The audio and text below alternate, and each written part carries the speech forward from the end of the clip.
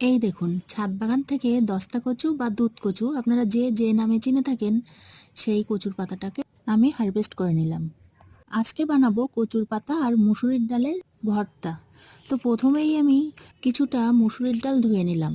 আর কচুর পাতার মধ্যে সব থেকে বড় পাতাটা দেব নিচে, তারপরে কিছুটা ছোট পাতা দিয়ে ওপরে একটা মাঝারি পাতা দিয়ে সাজিয়ে নেব। তারপরে মুসুরির ডালগুলো সেই পাতার উপরে ঢেলে দেবো। এবার পাতাগুলোকে খুব সুন্দর করে মুড়িয়ে একটা সুতো দিয়ে বেঁধে নেব। লক্ষ্য রাখতে হবে পাতাটা যাতে খুলে না যায়। ঠিক এইভাবে। আর এদিকে আমি হাঁড়িতে ভাত বসিয়েছি। ভাতে জলটা গরম হয়ে গেলে এই কচুর পাতাটা দিয়ে দিলাম। তারপরে ভাতের ভ্যান ঝরানোর আগে কচুর পাতাটা চামচ দিয়ে আগে তুলে নিয়েছি।